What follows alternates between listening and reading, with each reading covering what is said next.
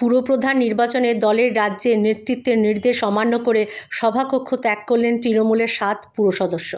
Chairmanship আর দুটো ছিল, একটা সময় ছিল আমাদের চেয়ারম্যান প্রদীপবাবু, তার রেজিগনেশনটা গিয়ে হলো দুটোর সময় যে মিটিং ডাকা হয়েছিল চেয়ারম্যান গঠন করা ডায়াল পৌরসভা, তা আমাদের 7 জন কাউন্সিলর সই করলো খাতায়, কিন্তু ওরা কেউ সই না করে এখান থেকে চলে গেল। তা আমরা 7 জন ফোরাম হয়ে গেছে, আমরা মিটিং এর সিদ্ধান্ত নিলাম যে সমস্যায় দায়ের পরবর্তী চেয়ারম্যান হিসেবে গৃহীত। ওরা মানে শিশির বাবুর পাইনি, দলের নির্দেশ ছিল, দলের নির্দেশ ছিল, সেই নির্দেশ আমরা মান্যতা দিলাম। আমরা এসডিওর কাছে যাচ্ছি ওনার এই শপথ দেওয়ার জন্য। দল দেখবে পুরমহল থেকে যে নামটা এসছে আমরা সেইটাকে মান্যতা দিচ্ছি। তৃণমূল কংগ্রেসের নিরঙ্কুশ সংখ্যাগরিষ্ঠ পুরসভায় যদিও 7 পুর সদস্যের সই না থাকায় পুরপ্রধান নির্বাচনে কোনো অসুবিধা হয়নি। রাজ্য নেতৃত্বের নির্দেশে দাঁইহাট পুরসভার পুরপ্রধান নির্বাচিত হলেন 3 নম্বর ওয়ার্ডের পুর সদস্য সমর সাহা।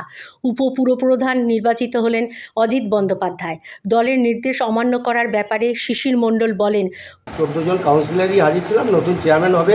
তৃণমূল কংগ্রেস সভাপতি অভিষেক ব্যানার্জি যেটা কমেন্ট করেছেন, স্টেজে বসে যেটা বলেছেন যে যারা হেরে গেছে 2024-এর নির্বাচন, লোকসভা নির্বাচনে যে সমস্ত বুথ থেকে বা যে সমস্ত ওয়ার্ড থেকে যারা হেরেছেন তাদেরকে বিদায় জানিয়ে যারা জিতেছেন তাদেরকে সম্মান জানানো হবে।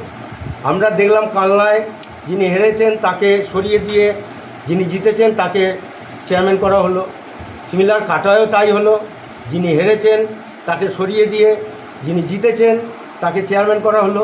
কিন্তু দাঁইহাটের ক্ষেত্রে সেটা কেন উল্টো হবে? যিনি হেরেছেন তাকে রিজাইন দিতে বললেন, আবার যিনি হেরেছেন তাকে সেই জায়গায় পদোন্নতি দিচ্ছে। এই জায়গায় আমাদের আপত্তি যে এত দলীয় অভিষেক ব্যানার্জির কথাও এরা শুনছে না, মানছে না। যে কাগজটা আমাদের দেখিয়েছে সেই কাগজে একটা প্লেন কাগজ, সাদা কাগজ, কারো কোনো স্বাক্ষর নেই, কারো কোনো নির্দেশ নেই। 7 জনে সই করিনি। পুরপ্রধান নির্বাচনে যে নাম দেখিয়ে দলের নির্দেশ বলা হচ্ছে তাতে রাজ্য নেতাদের কারো স্বাক্ষর নেই।